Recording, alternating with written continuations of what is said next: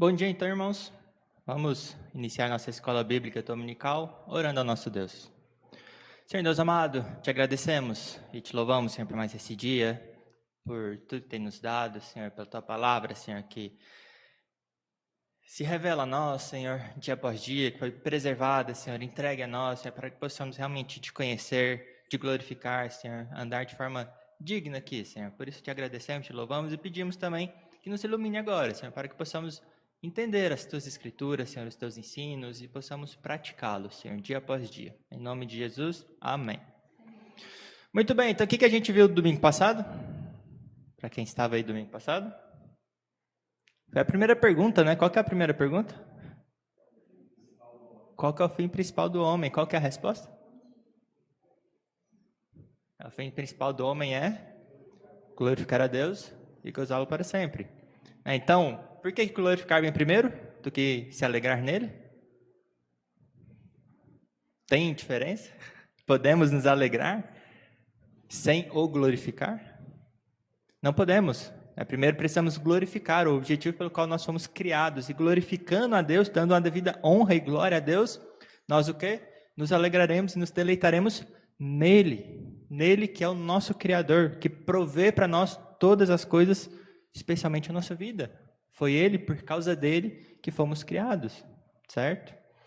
E a gente viu então todas as formas e detalhes sobre como glorificá-lo.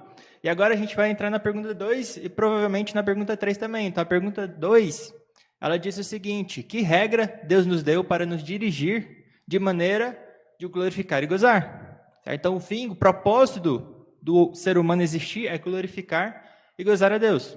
Agora, Ele nos deu uma regra para isso, certo? Então qual regra é essa que Deus nos deu? Então qual que é a resposta do catecismo, do breve catecismo? Então a palavra de Deus, que se acha nas Escrituras, do Antigo e do Novo Testamento, é a única regra para nos dirigir na maneira de o glorificar e gozar. Certo? Então, para cumprir o propósito pelo qual fomos criados, Deus nos deu uma regra. Certo? Para que a gente possa realmente cumprir esse propósito. Então, regra quer dizer o quê? Uma direção, uma ordem. É um caminho reto para que a gente possa atingir esse fim pelo qual nós fomos criados. Então, essa pergunta, ela pressupõe algo. Tem uma coisa implícita aí, que existe apenas uma regra. Certo? Apenas um caminho para que possamos realmente alcançar o fim, o propósito do ser humano. A forma de glorificar a Deus só pode ser conhecida se Deus nos entregá-la. Afinal, Deus é o quê? Transcendente, também imanente, está conosco. Por isso que Ele nos deu uma regra para que possamos conhecê-lo. De outra forma, como poderíamos conhecê-lo profundamente, ter um relacionamento profundo com Ele, se Ele não nos revelar a forma de nos relacionarmos com Ele?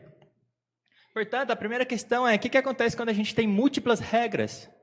Se a gente tem múltiplas regras para dirigir a nossa vida, o que vai acontecer? Então, qualquer outra regra, seja consciência, seja tradição, seja igrejas que se desviaram da palavra de Deus, qualquer outra regra, se a gente colocar acima de Deus, ou mesmo ao lado de Deus, o que vai acontecer?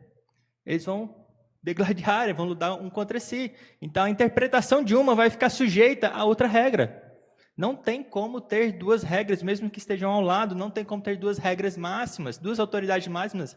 Elas só podem coexistir se uma se torna o padrão de interpretação da outra, ou seja, uma jogada fora. Eu vou interpretar a outra conforme a minha regra que eu escolhi como máxima, e a outra fica totalmente distorcida. Então é impossível ter duas regras para glorificar e gozar a Deus. Onde Jesus tem um texto muito conhecido sobre isso, Ele fala que não é possível ter o quê? Dois senhores. O que vai acontecer se eu tenho dois senhores na minha vida? É Mateus 6, 24, como está escrito ali. Porque ou há de aborrecer-se de um e amar o outro, certo? Ou se devotará a um e desprezará o outro. Então, se eu coloco a Bíblia e a minha consciência com o mesmo peso, se eu coloco a Bíblia e coloco o livro dos Mormons com o mesmo peso, vai dar errado. Certo? Eu vou acabar desprezando a Bíblia, rejeitando ela, interpretando ela conforme outras coisas, e vou distorcer o significado real da palavra de Deus. Certo? Então, existe uma regra, e se eu tenho múltiplas regras, é um problema. Então, qual que é o problema de ter a consciência como regra? Na verdade, muitas vezes nós pensamos, e muitos cristãos acabam levando a isso, a ter na sua consciência. Afinal, nos falam, eu fiz aquilo, eu senti muita paz. Ele está colocando a regra, a consciência como regra. Ou seja, eu sei que eu estou certo porque eu senti paz. É a sua consciência. Qual que é o problema de ter a consciência como regra? A consciência ela não tem a capacidade de mostrar no que crer, nem como viver. O que a consciência faz? Ela apenas confirma se eu estou vivendo conforme o meu fundamento, conforme a minha cosmovisão, conforme o que eu creio. O exemplo que tem ali clássico é, se eu acho que é errado tomar remédios, prefiro coisas naturais, plantas e etc., e tomo remédios, o que a minha consciência vai fazer? Vai me acusar, eu não vou me sentir bem, eu não vou ter paz, porque eu estou indo contra a minha crença fundamental. Então, a consciência, no máximo, ela fala se você está indo de acordo ou não à sua crença fundamental. Ela não ensina o que você deve crer, nem como você deve viver. Certo? Então, se a sua crença, a sua cosmovisão está errada, você segue a sua consciência, sentiu paz no que você decidiu, você não está glorificando nem se alegrando em Deus. Certo? Então, a consciência não pode ser a nossa regra. Então, a nossa regra é a Escritura. Em que sentido as Escrituras são as palavras de Deus? Ou a palavra de Deus? Então, primeiramente, as Escrituras é a palavra de Deus na sua forma escrita. Na sua forma escrita e no sentido pleno e literal do verbo ser. É a palavra de Deus sem nenhuma limitação. A mesma coisa que se Deus estivesse falando. Tem aquela brincadeira que falam, mas se você quer ouvir Deus em voz alta, o que você faz? Leia as Escrituras em voz alta.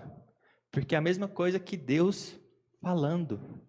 Tem os detalhes de tradução e tudo mais, que a gente tem que tomar cuidado com a tradução que a gente usa, mas ela é sem nenhuma limitação, as Escrituras é sem nenhuma limitação a palavra de Deus.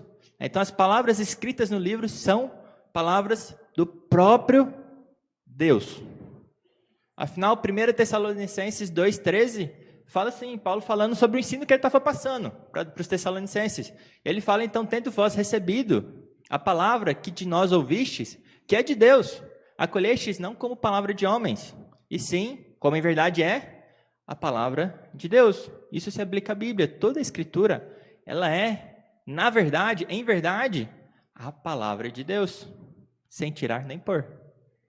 Certo? Nessa pergunta, não na nossa versão em português, mas no inglês, no original dela, eles colocam que contém, eles colocaram a palavra contém. Né? Então, as Escrituras contêm a palavra de Deus, o que gerou muito debate, e gera muito debate hoje. Então, o que significa que as Escrituras contêm a palavra de Deus?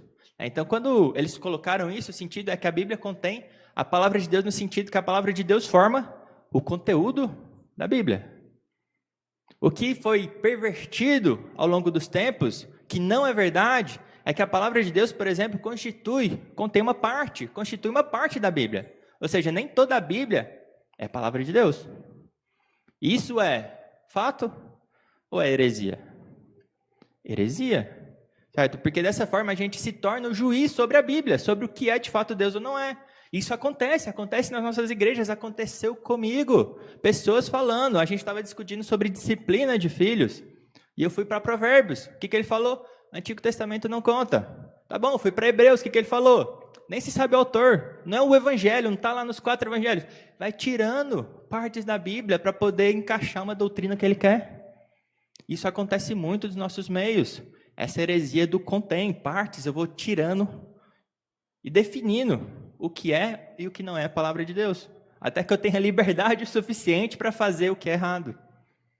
O que Deus explicitamente, em outras partes da Escritura, fala que não deve ser feito. Então a gente tem que tomar muito cuidado nisso. Outras formas desse contém, que fala que a Bíblia se torna a palavra de Deus quando o Espírito Santo aplica na sua vida, como se fosse algo que ele usa escritos aqui, que não são de fato a palavra de Deus, mas de alguma forma mística, ela vai se tornar a palavra de Deus quando ele se aplicar na sua vida, naquele instante, naquele circunstância que você está vivendo. Também não é verdade. Independente de quem lê, de quem é o coração, do que é, isso aqui é a palavra de Deus. Não depende da pessoa que está lendo. É os escritos. É como se fosse Deus falando literalmente. Só que está registrado de forma escrita. Certo? Então, quando fala que a palavra de Deus está contida na Bíblia, que a Bíblia contém a palavra de Deus, o significado original é que toda a palavra de Deus, A Bíblia é formada pela palavra de Deus. Tudo nela.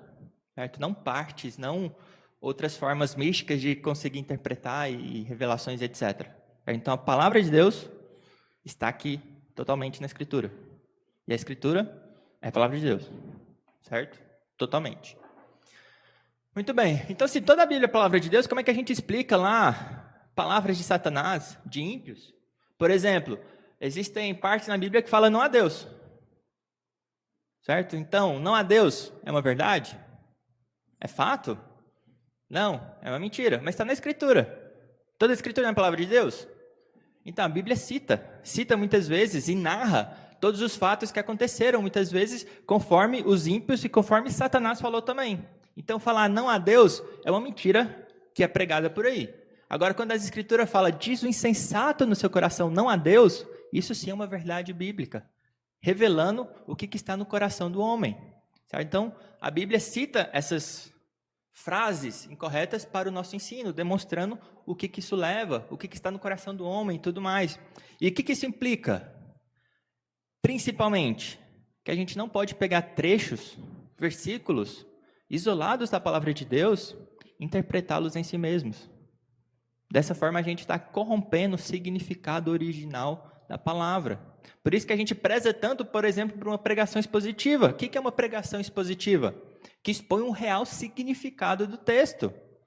Não pega trechos, versículos isolados e começa a devaneio sobre ele, mas expõe realmente o significado, com todo o contexto, tudo que está acontecendo na época, tudo que levou para ver o que o autor quer dizer sobre aquilo, e não o que a gente quer interpretar sobre aquele trecho.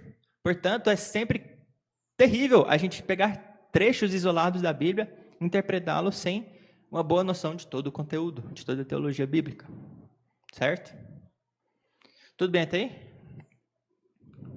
Muito bem. Outro ponto é que o Novo Testamento, ele é mais verdadeiro que o Antigo Testamento? Ele é superior ao Antigo Testamento? De forma que o Novo Testamento realmente é a palavra de Deus, o Antigo Testamento, sei lá, ensinos morais? Então, primeiro ponto, qual que é a visão de Jesus e dos apóstolos que está no Novo Testamento, sobre o Novo Testamento? Abram lá em Mateus 5,17. Que é Jesus falando a visão dele sobre o Antigo Testamento, sobre a lei de Deus, no Sermão do Monte, o primeiro sermão público lá registrado de Jesus Cristo. Então, Mateus 5, versículo 17, quem achou pode ler, por favor.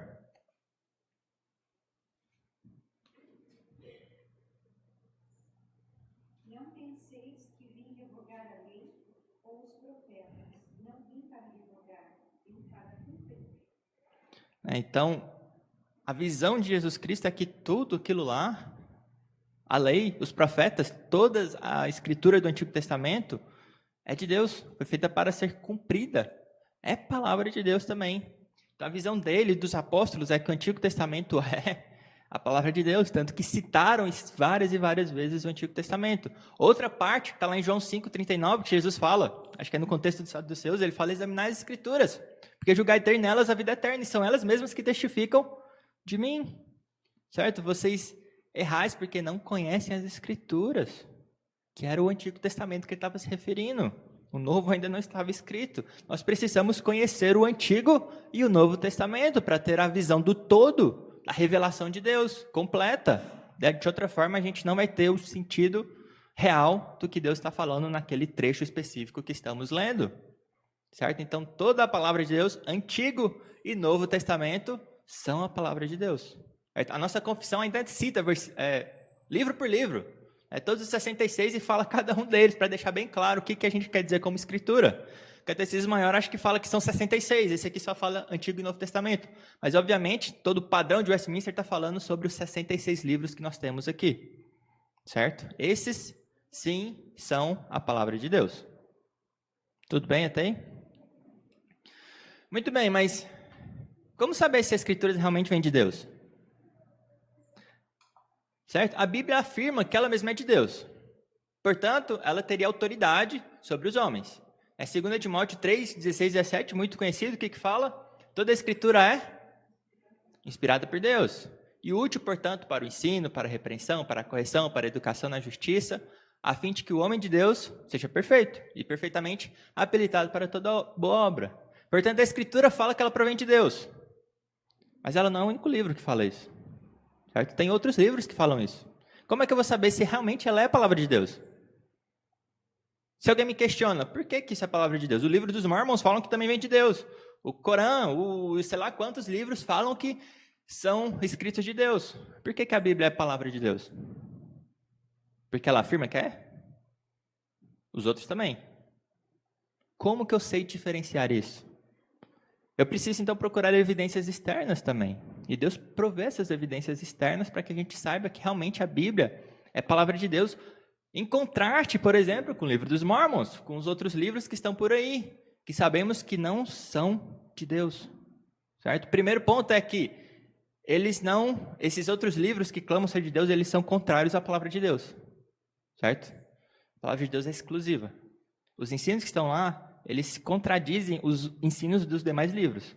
Então, obviamente, ou nenhum livro provém de Deus, ou apenas um deles provém de Deus. Que obviamente é o nosso, a Escritura, o que a gente tem como palavra de Deus. O primeiro ponto, que é o grande ponto mais usado, especialmente nos padrões de Westminster, é a harmonia de todas as suas partes. Certo? Que outro livro tem uma harmonia tal como a palavra de Deus? E harmonia por quê?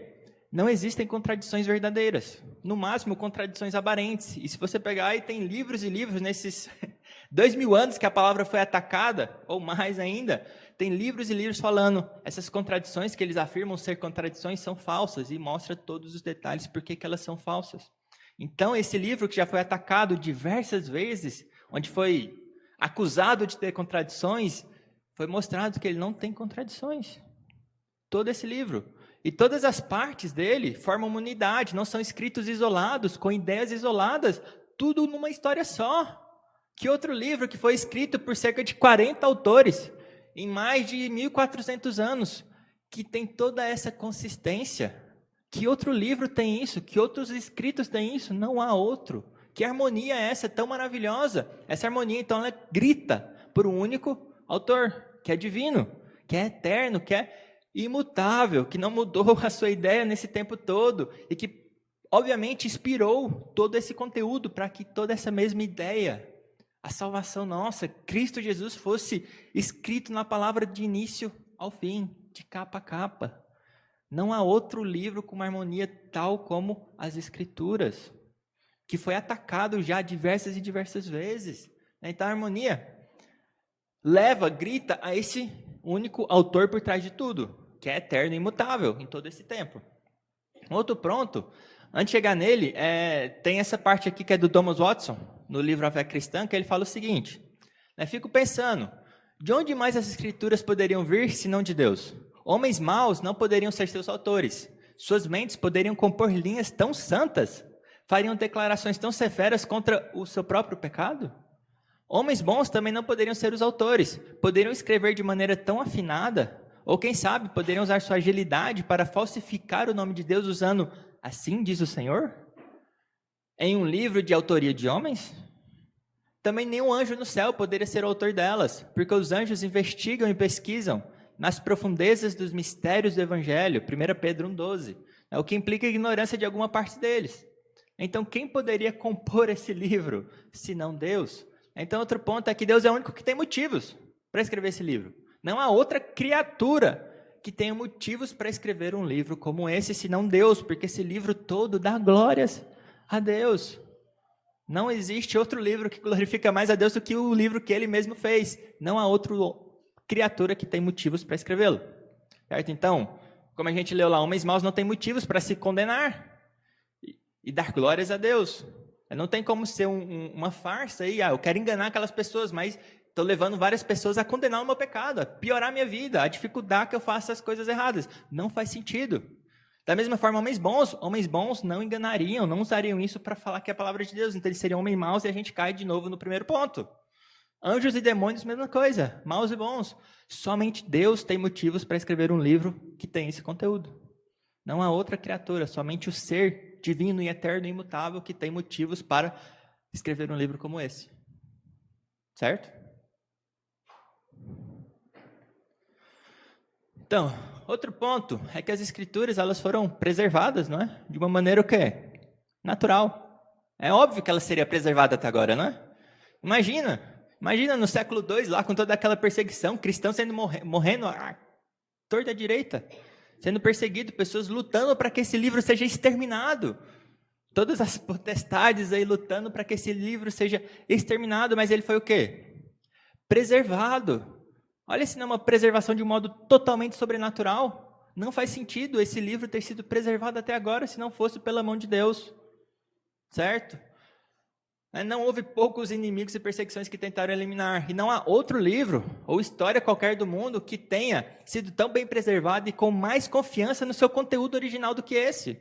Acho que o segundo lá seria Ilíada ou alguma coisa assim que tem uns 7 ou 8 cópias e ainda é tudo diferente. As Escrituras é outro nível. É sobrenatural. Com centenas de milhares de cópias que nos levam a uma confiança excelente sobre o seu conteúdo original. Sobre o primeiro manuscrito escrito. Certo? Então ele foi preservado de maneira sem igual. Porque Deus estava movendo na história, com sua providência, governando todas as coisas para que esse livro fosse preservado. Afinal, tudo no mundo vai passar, mas a sua palavra não passará eternamente, né? Permanecerá. Então esse é outro ponto que grita para a autoria desse livro, para quem é o autor desse livro. Outro ponto é que as Escrituras apresentam algumas profecias, né? Profecias futuras, que são, sem dúvida nenhuma, sobrenaturais. Que é um argumento que o próprio Deus usou, que agora eu não lembro qual o lugar que está, um profeta menor, eu acho, que fala que outro Deus que prevê o futuro, que fala as coisas que vão acontecer e acontecem, não erra nenhuma.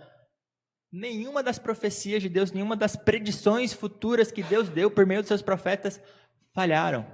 E não foram profecias como nós temos hoje em dia, que são gerais, que não falam nada com nada. Alguma coisa vai acontecer, mas e aí? As profecias que Deus dava eram sempre precisas, perfeitas e sobrenaturais.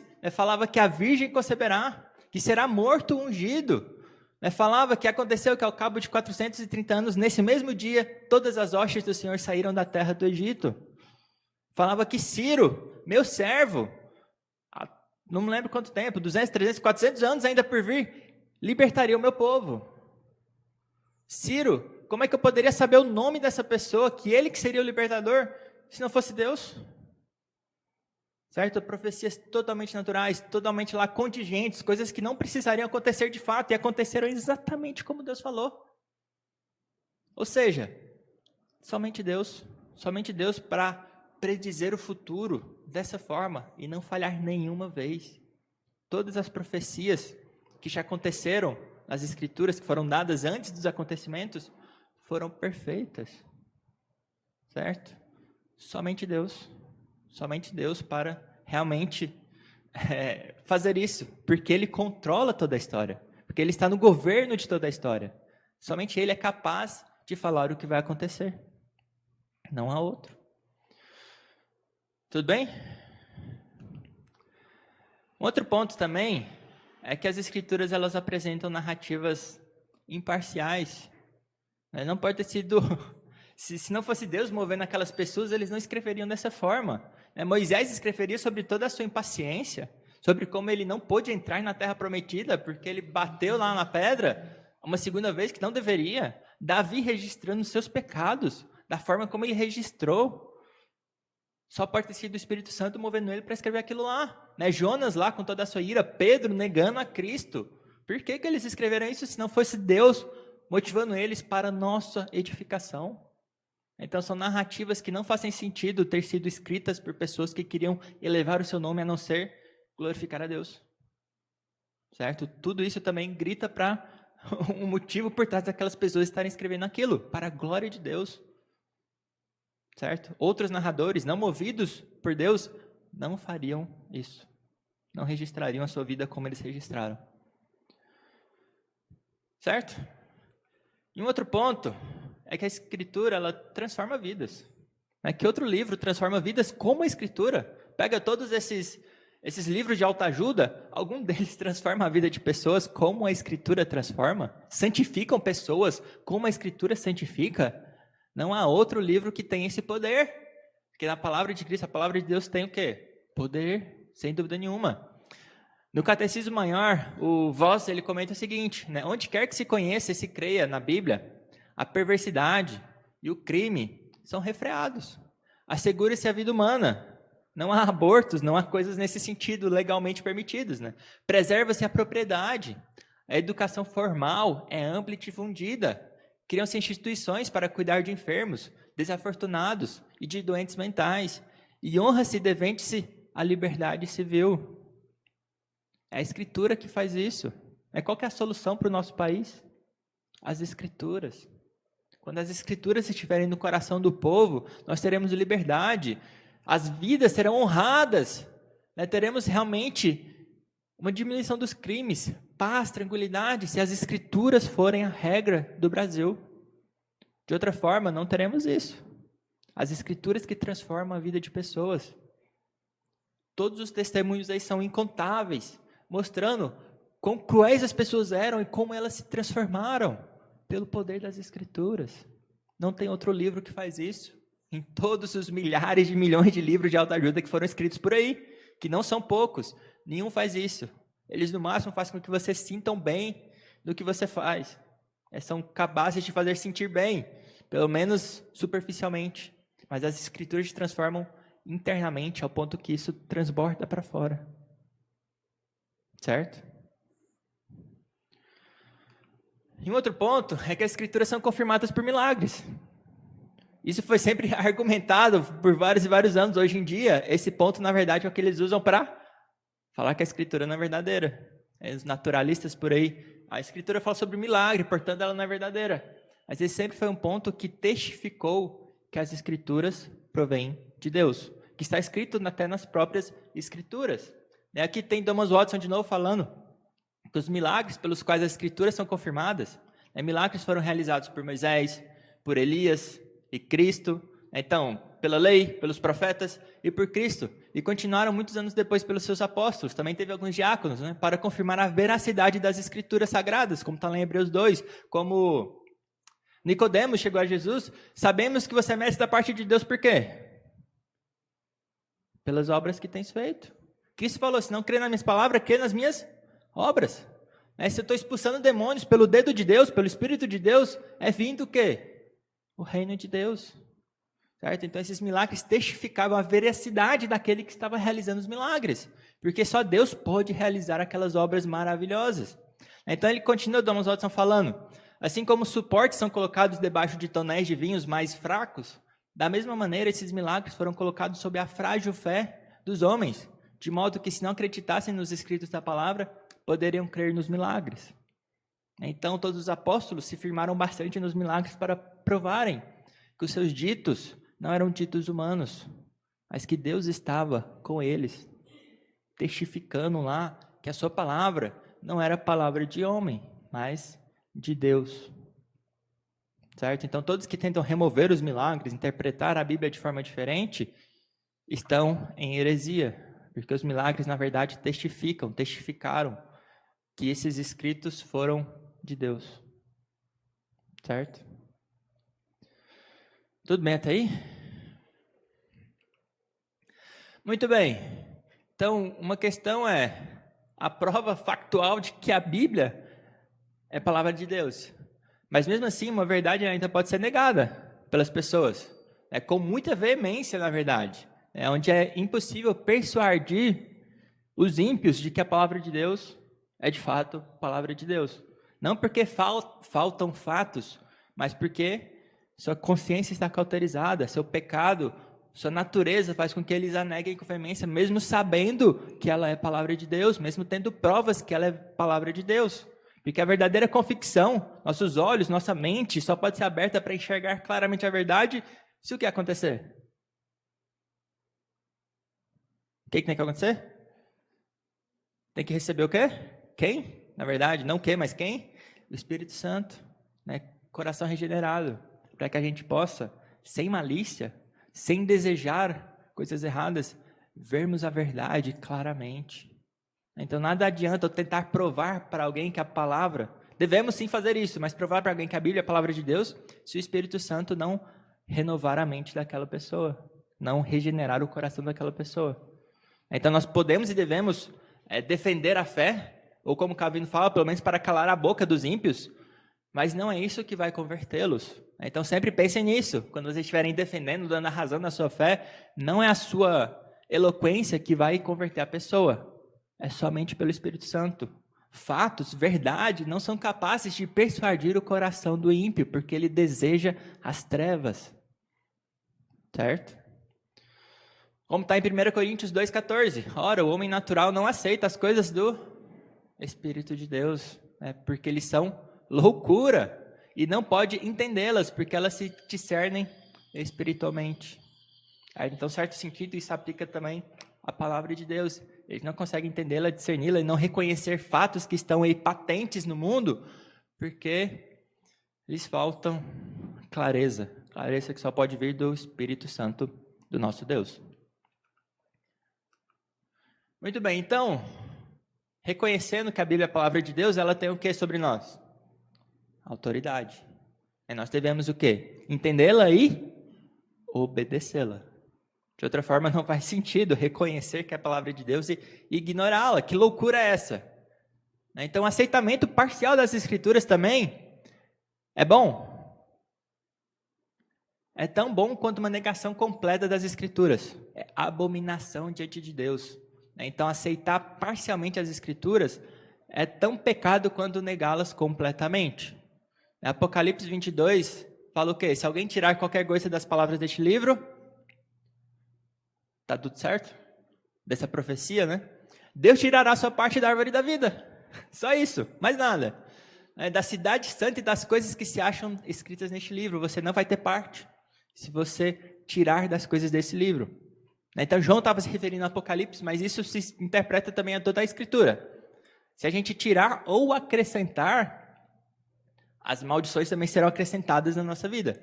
Então, remover qualquer parte dessa Escritura ou acrescentar qualquer parte à Escritura é pecado, abominação diante de Deus. Então, o primeiro ponto é esse. Essa é a Escritura de Deus, nem mais, nem menos. Então, pelo Espírito Santo, agora a gente pode entendê-la.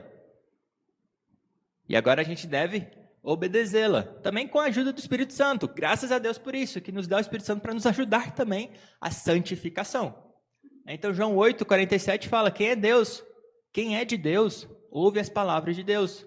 Por isso não me dais ouvidos, falando aos fariseus, porque não sois de Deus. Ou seja, quem não é de Deus não vai obedecer. Se não está obedecendo, é de Deus. Certo? Então, quem é de Deus, ouve as palavras e obedece. Mais para frente, Jesus fala, se me amais, guardareis os meus mandamentos. Ou se sois meus amigos, cumprireis o que vos mando. Certo? Ele é Deus. Ele está nos mandando. Ele foi que nos criou. Ele tem autoridade máxima sobre a nossa vida. Ignoraremos a Deus? Fecharemos o ouvido e faremos como nós desejamos? Que absurdo é esse? Que loucura é essa? Muito bem, o J.I. Packer, ele fala o seguinte, aceitar a autoridade da Escritura significa estar disposto na prática, primeiro a crer no que ela ensina, e depois aplicar seu ensino em nós mesmos, para a nossa correção e direção. Se a gente não está aplicando, se a gente não está crendo no que ela fala, não está aplicando o ensino na nossa vida, nós não estamos reconhecendo a devida autoridade que a Escritura tem. Certo? Tem um outro dito que é muito conhecido sobre a autoridade das Escrituras, que vem de um reformador, também muito conhecido, Martinho Lutero, na Dieta de Worms, lá em 1521, naquela dieta, naquela reunião lá deliberativa, ele falou o quê? Onde foi falado para ele negar os seus escritos, que colocavam a Escritura como autoridade máxima absoluta e única. O que ele falou? Quando pediram para negá-lo. Então, primeiro ele falou, me dá um dia aí para pensar nisso. No outro dia, o que ele falou? A não ser que eu esteja convencido pelo testemunho das Escrituras, ou por uma clara razão, a gente já viu que as Escrituras, ela não fala tudo tintim por tintim. Algumas coisas a gente deduz da Escritura. A gente deduz que tem a Trindade pelo conteúdo da Escritura, lógica e claramente. Então, tem muitas coisas que a gente precisa deduzir a partir da Escritura, mas que é lógica e claramente deduzido da Escritura, que tem a mesma autoridade porque a fonte é a Escritura. Então não precisa estar escrito literalmente cada coisa que eu preciso fazer. Ele tem princípios gerais que regem a nossa vida, que a gente pode deduzir como viver a partir da Escritura. E ele fala que isso tem que prover da Escritura, pois, Lutero fala, não confio no Papa, nem apenas em concílios, visto que é bem sabido que eles têm errado frequentemente e se contradizem. Certo? Da mesma forma, a gente fala sobre as nossas símbolos de fé. A gente fala que a confissão de fé, o catecismo maior, o breve catecismo de Westminster, eles são uma síntese da nossa fé, mas eles estão sujeitos à palavra de Deus. Se forem precisos ser reformados, serão reformados e corrigidos. Mas somente a palavra de Deus que é inerrante e infalível. Então, Lutero fala, estou preso às escrituras que tenho citado, e a minha consciência é cativa, presa à palavra de Deus. Certo? É somente a palavra de Deus que tem o poder de prender, cativar as nossas escrituras, cativar o nosso comportamento, nos obrigar a fazer e andar de uma forma que é a correta. Só as escrituras. Certo?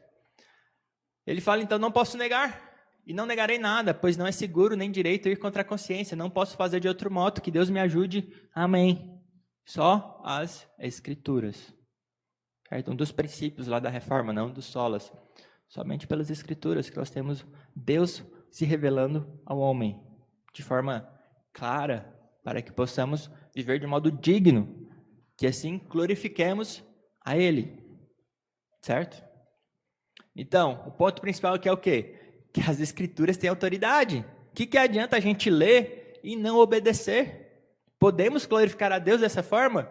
Não. Ela tem autoridade porque foi Deus quem nos deu a sua palavra. Carrega todo o peso de Deus por trás disso aqui. Todos os ensinos. Certo? Tudo bem? Muito bem. Mas a Bíblia atual, ela não foi escrita há tanto tempo atrás? Ainda é válida? Coisa do passado, não? Os costumes agora são outros. Os costumes que são as nossas regras, as tradições que são as nossas regras, ou a quebra de tradições que se torna a nossa regra. A Bíblia é eternamente atual, pois assim como Deus é imutável, assim é a sua palavra. Ela é eternamente atual. Ano passado a gente estudou Joel, não foi? Um livro lá de um profeta menor, escrito há mais de 2000 anos atrás. Ele foi atual ou não foi? A Bíblia é eternamente atual. Ela é perfeita para nós, contém tudo o que nós precisamos para o nosso ensino, para a edificação, para a justiça. Não é? Ela é eternamente atual. Portanto, ela é o quê? Ela é necessária para governar toda a vida do cristão. Conhecimento, oração e todas as atitudes do nosso dia a dia, para que a gente possa tornar possível a salvação. Desenvolver a nossa salvação, como Paulo fala lá aos Filipenses. Precisamos desenvolver a nossa salvação. E a maneira para governar a nossa vida é pelas Escrituras. Se nós falamos que Cristo é nosso Rei, que forma que Ele passa os seus decretos, os seus comandos para nós? Senão pela palavra de Deus, por meio de uma igreja fiel a Ele também. Nós precisamos ouvir o comando de Deus por meio da sua palavra. Isso aqui Ele coloca como algo que chamamos de cosmovisão. Então, qual que é a nossa cosmovisão? É uma visão de mundo sob a ótica das Escrituras, que é eternamente atual. Tudo que nós julgamos por aí, devemos julgar de acordo com as Escrituras, para reter o que é bom, para que as Escrituras possam nos edificar, nos corrigir, nos exortar, para que possamos realmente atingir justiça, santidade, como está lá em 2 Timóteo 3, 16 e 17, que a gente já leu. Então, somente pelas Escrituras que somos governados. Não por concílios, não por pastores, não por presbíteros, mas pelas Escrituras. Nós, quando nos tornamos membros, falamos que seremos fiéis aqui, enquanto os nossos pastores, os nossos presbíteros, enquanto a igreja for fiel às Escrituras de Deus. Devemos obediência às nossas autoridades, enquanto elas forem fiéis às Escrituras de Deus. As Escrituras de Deus é a nossa regra máxima. Como coloca na confissão, é a nossa regra de fé e de prática. Certo? Não há outra regra senão essa. Tudo é fundamentado na palavra de Deus. Não tem outra forma de andar nesse mundo senão pela palavra de Deus. Certo? Então ela é importantíssima. E 3 importantes características sobre ela. A primeira é que a Bíblia é o quê? Infalível, inerrante. Como nós já falamos, não há contradições verdadeiras na palavra de Deus. Ela é infalível, não há erros. Por quê? Porque Deus é perfeito, Ele é o autor dela. Ele não cometeria erros de forma nenhuma, porque não tem como um ser todo-poderoso, onisciente, como nosso Deus, errar. Certo? De forma nenhuma. E isso é constatado nas Escrituras toda vez que ela foi atacada e examinada ao longo desses anos. Outro ponto é que ela é clara. Não que todos os pontos sejam claros, como nós já falamos isso várias vezes, mas ela é clara para que todos, em todas as idades, possam entender o básico, essencial, para que possamos atingir a salvação. Ela é clara nesse ponto, o suficiente para entendermos que somos pecadores, estamos em pecado, que precisamos de um meio de salvação, que só há um meio de salvação. Que se não confiarmos, se não crermos no nosso coração e confessarmos na nossa boca Jesus Cristo, nós iremos para o inferno. Ela é extremamente clara nisso. Certo? Em todos esses pontos ela é extremamente clara. Ao ponto que todos, em todas as idades, a Bíblia algumas vezes até é dirigida a crianças, onde Paulo exorta as crianças a obedecerem aos seus pais. Ela é dirigida também às crianças. Por isso que nós devemos ler as Escrituras com os nossos filhos. Para que eles ouçam a palavra de Deus e pela clareza dela entendam também qual que é a vontade do nosso Deus. E o outro ponto é que ela é suficiente. Suficiente em que sentido? Que a Bíblia contém tudo o que Deus deseja e a Bíblia não deixou nada do que Deus deseja. Certo? Tudo que Deus queria está aqui. Não faltou absolutamente nada. Ou seja, nada além da Bíblia é necessário para a salvação. Nenhuma revelação especial, nenhum conhecimento elevado, nada disso. A Bíblia é perfeitamente suficiente, porque Deus a fez. O ser perfeito a fez, com um objetivo muito claramente. Ele não deixaria nada. Ele a preservou de modo sobrenatural. Ela está completa. Onde Hebreus fala que ele falou de diversas maneiras nos tempos para trás, mas nos últimos dias ele nos falou por quem? Por meio do seu Filho, que é o quê? A expressão exata do seu ser. A Bíblia está completa e perfeita. Não precisa ser acrescentada e não deve ser acrescentada, certo? De maneira nenhuma. Isso é heresia. Heresia. Por isso que a gente tem muito cuidado a não comandar pessoas a fazer coisas que nós não temos certeza que está na Bíblia, porque estamos acrescentando a Deus. Quem somos nós para acrescentar a palavra de Deus e exigir algo que a Bíblia não exige? Pecado. Certo? Então, infalível, inerrante, clara e suficiente. Tudo bem? Não há desculpas para não ler a Bíblia. Não há desculpas. Isso leva a um ponto, que é a nossa responsabilidade aqui. Tem um texto muito interessante, está lá em Atos 17, versículo 11, que está escrito ali. Onde era Paulo. Paulo estava lá ensinando a palavra de Deus, e Lucas registra isso aqui. Ora, estes de Bereia eram mais nobres que os de Tessalônica, pois receberam a palavra com toda a avidez, examinando as Escrituras todos os dias para ver se as coisas eram de fato assim. O apóstolo de Deus estava lá ensinando as Escrituras, o que eles fizeram? Vamos conferir, vamos ver se realmente Paulo não está mentindo. Vai que ele está mentindo, nós precisamos ter a certeza. Como é que nós podemos ter a certeza que o que estamos ouvindo é de fato de Deus? Pelas Escrituras. Ou seja, o nosso dever é conferir tudo o que nós ouvimos. Não importa se é o pastor que está falando aqui, ele está falando a verdade, conferimos. Não importa se o presbítero, não importa quem está falando. A Bíblia deve ser conferida para ver se as coisas são de fato assim. É nosso dever. Também é nosso dever para com a nossa família. Os maridos com a esposa, os pais com seus filhos. É tudo que ouvimos, mesmo no culto público, em escolas bíblicas, precisam passar pelo crivo das Escrituras. Aí deixamos nossos filhos ouvirem também. Devem ser examinadas se são de fato assim. Tudo que nossos filhos é falado na escola bíblica lá, nós precisamos ouvir também. Algumas vezes até algumas mães ouvem lá se estão realmente falando as Escrituras e conferem, porque é nosso dever. É o nosso dever ouvir até conferir o pastor, se ele está falando realmente as Escrituras. Isso é uma atitude nobre. É nobre. O primeiro sinal de que alguma coisa está errada é se os ensinos são de portas fechadas, onde não é permitido, por exemplo, para crianças especialmente que estão em desenvolvimento, não é permitido que os pais ouçam o que está sendo ensinado. Quantas coisas são feitas em escolas aí, agora passando para o mundo mais fora do religioso, por assim dizer, que são feitas de portas fechadas. Então precisamos ter essa atitude nobre, conferir para nós mesmos, para a nossa família, se o que realmente está sendo ensinado condiz com as Escrituras. Certo? Somente as Escrituras são confiáveis nesse sentido. Não que a gente tenha, como posso dizer, um nível desleal de desconfiança sobre tudo que é dito, mas precisamos conhecer as Escrituras para examinar tudo, para realmente ver se procedem de Deus. Muito bem, até aí tudo bem? Essa foi a segunda pergunta. A terceira pergunta é rapidinho, acho que a gente termina. Alguma questão que vocês queiram falar sobre a segunda pergunta? Vocês lembram qual que é a segunda pergunta? Que regra Deus nos deu para que possamos glorificar e gozá-la? Qual que é a regra? As Escrituras do Antigo e do Novo Testamento. A terceira pergunta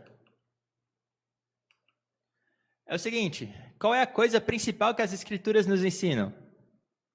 Resposta: a coisa principal que as Escrituras nos ensinam é que o homem deve crer a respeito de Deus e o dever que Deus requer do homem. Então, a coisa principal das Escrituras é o que nós devemos crer e qual que é o nosso dever. Certo? Crer e dever. Crer e dever. Então, a primeira coisa é que crer deve vir antes de dever. É porque, como imagina em sua alma, assim ele é. Provérbios 23, 7. Então, crer vai ser a raiz. É a raiz. Não tem como ter fruto se não tem raiz. Crer é a raiz e o condutor da vida. Crer deve vir antes do dever. Como é que eu vou cumprir bem o meu dever se eu não creio? Então, crer é o fundamento. É o fundamento. Parte principal é crer nas Escrituras e depois reconhecer essa autoridade e o nosso dever. Então, um ponto que é muitas vezes discutido por aí é sobre cristianismo versus doutrina. Doutrina, o que é doutrina? É algo que destrói a vida das pessoas, não é? Deixa as pessoas frias, terríveis, que não se importam mais com ninguém. Doutrina é algo que deve ser exterminado das igrejas. Certo? Então podemos dizer, por exemplo, que cristianismo não é doutrina, mas vida e testemunho? Nós ouvimos muito isso, não é? Podemos dizer que cristianismo não é doutrina, mas é vida e testemunho. O que adianta doutrina se não tem testemunho e vida? Portanto, não devemos ter doutrina, mas vida e testemunho. É errado, é errado. É uma falácia aí do falso dilema, colocando um contra o outro. É uma perversidade falar que doutrina está em oposição ao viver. É essencial para o viver a doutrina, não a raiz, não há fruto. Sem raiz, precisamos ter a doutrina do nosso Deus em nosso coração. Então, o correto é dizer, o cristianismo não é só doutrina. Afinal, precisamos também viver aquilo que nos é ensinado. Certo? Então, doutrina é algo essencial para o cristão. Doutrina é ensino, literalmente. Como é que a gente vai viver aqui de forma que glorifica a Deus se nós não somos ensináveis quando se trata da palavra de Deus? Onde nós não queremos aprender a palavra de Deus. Como que nós vamos viver para Deus se nós não ouvimos o que Ele diz sobre a maneira certa de andarmos em santidade? Não faz sentido nenhum rejeitar doutrina. E cada vez mais isso é rejeitado, né? A gente falou domingo passado sobre como eles estão exaltando sentimentos e emoções e rebaixando doutrina. Certo? A doutrina vai levar a um correto sentimento e a uma correta emoção, sem dúvida nenhuma, que faz parte do nosso ser, mas é fundamental a doutrina. De outra forma, esses sentimentos e emoções só vão nos levar para miséria, para uma tristeza eterna, não para uma alegria e um deleite pleno e perfeito na eternidade com o nosso Deus. Certo? Então, doutrina não é algo ruim, certo? É algo essencial para a nossa vida. Muito bem, então o que é crer? Quando os reformadores foram questionados, eles colocaram 3 itens. O pastor já falou isso aqui numa pregação, não lembro exatamente em qual, mas faz pouco tempo, sobre fé, né, sobre crer, que consiste em 3 itens. O primeiro seria a informação em si. Nós precisamos ter a informação sobre o que crer. Não é possível crer se a gente não conhece. a palavra de Deus. Romanos 10 lá fala o quê? Vamos abrir lá em Romanos 10? Fala o quê? Eu esqueci aqui como que estão as palavras, né? Só espero que o capítulo esteja certo, pelo menos, né?